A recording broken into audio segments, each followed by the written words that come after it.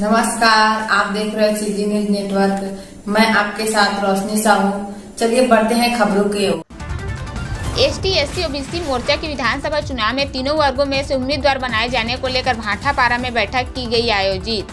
2023 के विधानसभा चुनाव की तारीख नजदीक आते आते विभिन्न संगठन अपनी दावेदारी को लेकर जनसंपर्क व बैठकों का दौर प्रारंभ कर दिए हैं। इसी क्रम में आज को भाटापारा के सिटी मॉल के सामने शीतला मंदिर में एसटी एससी ओबीसी मोर्चा की बैठक आयोजित की और आगामी चुनाव में एसटी एससी या ओबीसी वर्ग को प्रतिनिधित्व देने को लेकर गंभीर चर्चा की गई। चर्चा के दौरान सामाजिक प्रमुखों ने कहा कि इस विधानसभा में तीनों वर्गों की ही संख्या अधिक है। इस लिहाज से पार्टी कोई भी हो, लेकिन उम्मीदवार तीनों वर्गों में से ही चुना जाना चाहिए, जिसके लिए विभिन्न पार्टियों के प्रमुख मंत्री एवं जिम्मेदार पद बैठे पार्टी की नेताओं तक तीनों वर्गों में से ही टिकट देने को लेकर अपनी बात मजबूती से रखने जाने के विषय में सहमति बनी। सीजी न्यूज नेटवर्क के लिए बंसीलाल केवट की रिपोर्ट। अभी भाटापारा विधानसभा में एसटी एससी ओबीसी संघर्ष समिति के जो तत्वाधान में सिमगा में 2 बार बैठक हो गए। एक बार माता के मंदिर जो मौली वहां बैठक हो गए।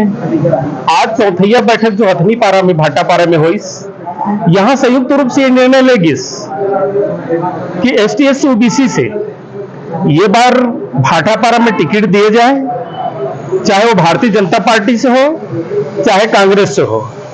अगर दोनों राष्ट्रीय पार्टी अगर हमरा टिकट नहीं देवत है तो हमारे जो अधिकार है वो ताकत के लड़ाई हम लड़बो, यही निर्णय लेंगे।